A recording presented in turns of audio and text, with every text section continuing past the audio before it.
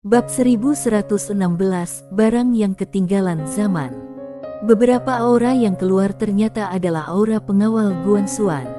Pengawal Guan Xuan. Total ada 3 orang, dan pemimpinnya adalah seorang pria paruh baya. Dia tidak mengenakan armor ilahi Guan Xuan yang ikonik dari pengawal Guan Xuan, tetapi mengenakan jubah kain sederhana. Ketika dia keluar, aura kuatnya tiba-tiba mengguncang ruang dan waktu di sekitarnya menjadi tidak nyata untuk sementara waktu. Komandan Besar Pengawal Guan Xuan, Suja. Suja ini bukanlah orang biasa. Seorang dewa Budo yang pernah melatih pengawal Guan Xuan selama beberapa waktu, dan yang satu ini lebih menonjol dari kelompok orang waktu itu.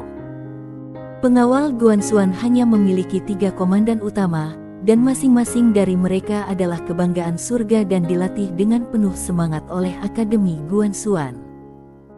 Dapat dikatakan bahwa semua sumber daya utama alam semesta Guan Xuan diprioritaskan kepada mereka, dan mereka juga merupakan salah satu dari sedikit orang di alam semesta Guan Xuan yang dapat mengimbangi kekuatan alam semesta peradaban luar. Jessie tidak pernah menyangka bahwa komandan pengawal Guan Xuan juga akan menuruti perintah pihak lain.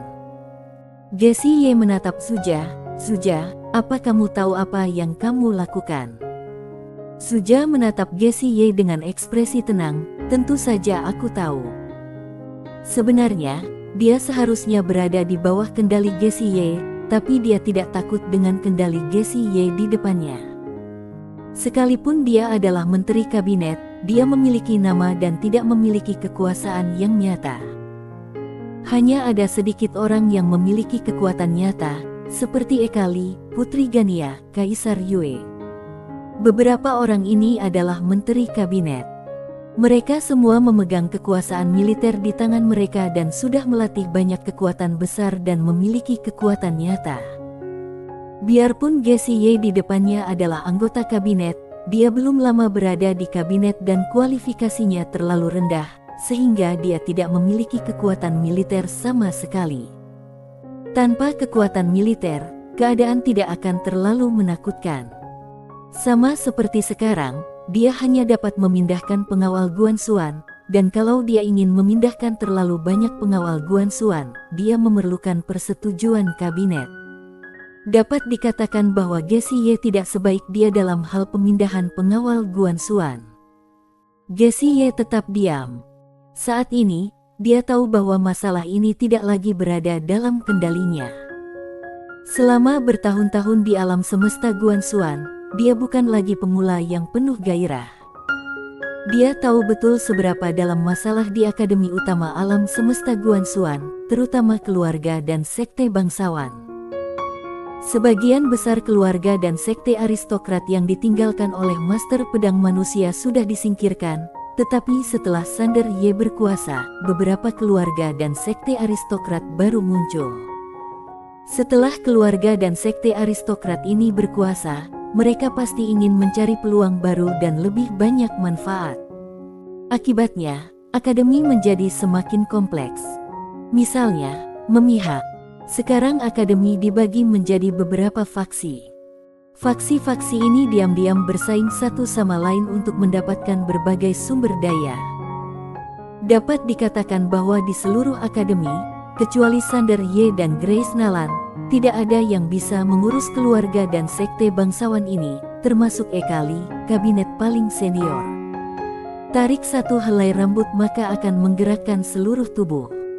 Untungnya, belum lama ini, Sander Ye dan Grace Nalan memutuskan untuk mengkosmiskan pemerintahan regional, dan setiap wilayah alam semesta akan menjadi otonom.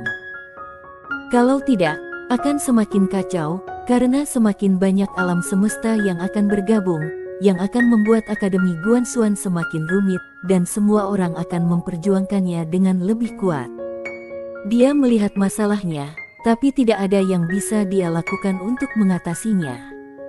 Sama seperti momen ini, Jessie hanya menggelengkan kepalanya, lalu dia mendatangi Sander Ye.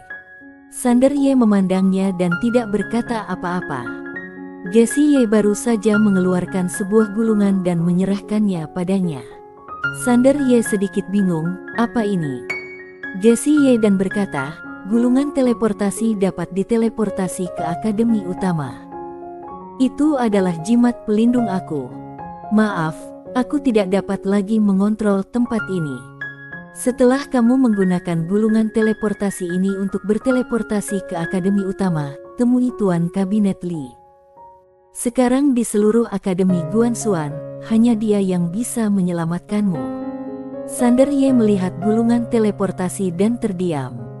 Jessie Ye melanjutkan, Ketua Rian sangat kuat, tapi dia tidak bisa bersaing dengan seluruh akademi. Apakah kamu mengerti maksud aku?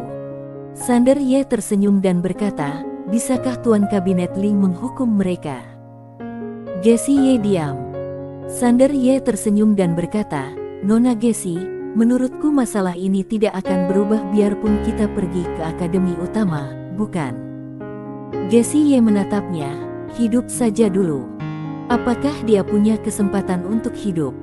Tak jauh dari situ, Sang Zhou tiba-tiba tertawa, Jessie Ye, aku benar-benar tidak mengerti. Keluarga kami tidak memiliki permusuhan atau dendam denganmu, dan tidak pernah menyinggung perasaanmu. Kenapa kamu ingin berselisih dengan klanku? Jessie Ye berbalik dan melihat ke Zhou, kompetisi 10.000 negara adalah cara bagi orang-orang yang berada di bawah untuk naik. Kalau akademi tidak bisa bersikap adil di jalan ini, apa harapan yang dimiliki mereka yang berada di bawah? Zhou menatap Jessie Ye, orang-orang di bawah seperti semut hidup sudah menjadi anugerah bagi mereka. Sungguh konyol memiliki harapan.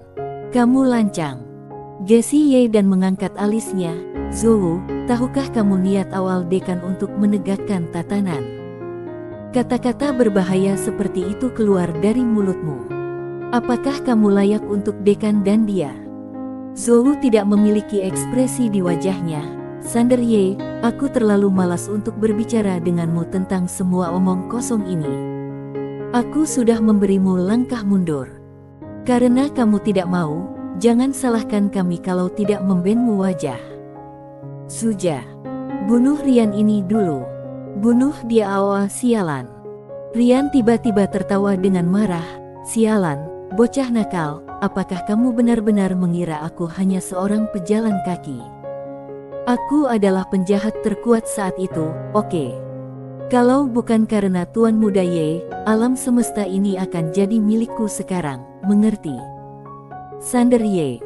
Zhou memandang Rian dan berkata dengan marah, kamu itu benda ketinggalan zaman, teriak apa kamu? Sudah ketinggalan zaman. Sialan. Ketika Rian mendengar ini, paru-parunya hampir meledak karena marah. Dia gemetar dan bergegas menuju Zhou. Kekuatan Rian masih sangat dahsyat. Dengan serangan ini, seluruh negara Qi merasakan aura yang sangat dahsyat. Kelopak mata, Zhou berkedut. Dia secara alami tidak bisa mengalahkan Rian, jadi dia mundur selangkah, dan pada saat ini, Zuja tiba-tiba mengambil langkah maju dan meninju. Tekad Budo. Bang. Segera setelah kekuatan kedua orang itu bersentuhan, gelombang kejut kekuatan yang mengerikan tiba-tiba meletus dari lapangan. Gelombang kejut kekuatan yang menakutkan ini langsung menyebar hingga jutaan kaki jauhnya. Seluruh negara Qi terkejut. Untungnya, karena negara Qi adalah tempat lahirnya Master Pedang Manusia, ruang dan waktu di sini sudah diperkuat oleh markas besar akademi. Kalau tidak, kekuatan keduanya akan dengan mudah menghancurkan ruang dan waktu negara Qi. Tetapi biarpun begitu, kekuatan keduanya masih memberikan pengaruh yang cukup besar terhadap negara Qi. Tak terhitung banyaknya orang negara Qi yang memandang ke arah Sekte Pedang dengan ngeri. Apa yang terjadi di Sekte Pedang? Setelah Suja menerima pukulan Rian, dia mundur hampir 1000 kaki. Setelah dia berhenti, ekspresinya sangat serius. Rian menatap Suja dengan dingin, lalu menatap Zhou, apakah ada orang yang lebih kuat? Ayo, panggil dia keluar, haha. Zhou memandang Suja yang menggelengkan kepalanya, aku tidak bisa membunuh orang ini. Zhou berkata dengan galak, kalau begitu panggil orang, panggil semua bawahanmu. Suja terdiam. Zhou menatap Suja, kalau kamu tidak ingin bertaruh, jangan bertaruh. Kalau kamu ingin bertaruh, kamu harus mempertaruhkan segalanya. Tanpa ragu-ragu lagi, Suja mengeluarkan sebuah tanda dan berkata, seseorang datang. Seseorang datang. Atas perintah tersebut, ruang dan waktu di sekitarnya tiba-tiba bergetar hebat. Gessie Ye menatap Suja dengan ekspresi muram di wajahnya. Pengawal Guanxuan adalah senjata publik, bukan pengawal pribadimu. Beraninya kamu menggunakan senjata publik untuk keuntungan pribadi. Suja berkata dengan tenang, Tuan Kabinet Ye, dengan karakter kamu, kalau bukan karena pengakuan dekan saat itu, kamu tidak akan berada di tempat kamu sekarang, karena kamu terlalu kaku. Biarpun dia memiliki bakat yang bagus saat itu, alasan kenapa dia bergerak begitu cepat adalah karena tim. Di tempat seperti akademi, ada banyak sekali orang yang mendambakan posisi pemimpin pengawal Guanxuan seperti dia. Alasan kenapa dia bisa sampai di sana bukan karena kemampuannya yang luar biasa. Alasan dia sampai di sana adalah karena ada orang di belakangnya yang mendukungnya. Dan ini ada harganya. Kalau Suja ingin melangkah lebih jauh, dia hanya bisa mengandalkan mereka sekarang. Rian memandang Gessie Ye dan berkata sambil tersenyum, Nona kecil, saat ini, semua hukum Guanxuan dan sistemnya salah, hanya kekuatan yang nyata. Sedikit kerumitan muncul di mata Gessie Ye, aku hanya tidak menyangka mereka bisa menginjak-injak hukum Guanxuan dengan begitu tidak bermoral. Rian tersenyum dan berkata, banyak ide hukum Guanxuan yang bagus, tetapi bagi banyak orang berkuasa, hal ini adalah membatasi penggunaan oleh orang-orang di bawah. Saat ini, kamu hanya dapat berbicara dengan mereka dengan tinju, hal lain tidak ada gunanya. Gessie Ye diam. Klik. Pada saat ini, ruang dan waktu di sekitarnya tiba-tiba retak, dan kemudian ratusan prajurit pengawal Guanxuan keluar. Ini semua adalah pengawal Guanxuan dari Akademi Umum Guanxuan. Mereka semua unggul dalam hal kekuatan dan perlengkapan. Apalagi mereka juga mewakili Akademi Guanxuan. Mengambil tindakan terhadap mereka sama saja dengan menyatakan perang terhadap Akademi Guanxuan. Berkat status resmi. Dengan kemunculan pengawal Guanxuan tersebut, para murid sekte pedang di lapangan tidak dapat lagi mengetahui siapa penjahatnya. Gessie Ye menatap pengawal Guanxuan yang keluar, ekspresinya sangat muram. Tentu saja, dia lebih kecewa. Orang-orang ini semua dikultivasikan dengan hati-hati oleh akademi, tapi sekarang mereka sudah menjadi senjata pribadi seseorang. Zhou tiba-tiba menatap Sander Ye, bunuh dia dulu. Inti dari kejadian ini adalah kompetisi 10.000 negara. Selama orang di depannya terbunuh, maka akademi tidak akan memiliki bukti untuk membuktikan bahwa mereka sudah melakukan apapun. Saat itu, tiada saksi, mereka akan tak terkalahkan. Suja memandang Sander Ye, bunuh. Begitu suara itu turun, pengawal Guanxuan itu hendak mengambil tindakan. Saat itu, Gessie Ye tiba-tiba berkata, pengawal Guanxuan tidak bisa mengambil tindakan tanpa izin dari kabinet dalam. Dia masih ingin menyelamatkannya. Pengawal Guanxuan itu meriandang Gessie Ye dengan ragu-ragu. Wajah Suja tanpa ekspresi, siapapun yang tidak mengambil tindakan hari ini bukan lagi saudaraku, Suja. Mendengar perkataan Suja, wajah pengawal Guanxuan tiba-tiba berubah. Tanpa ragu, mereka semua bergegas menuju Sander Ye di kejauhan. Weng. Pada saat ini, suara pedang tiba-tiba bergema dari langit yang jauh. Lancang.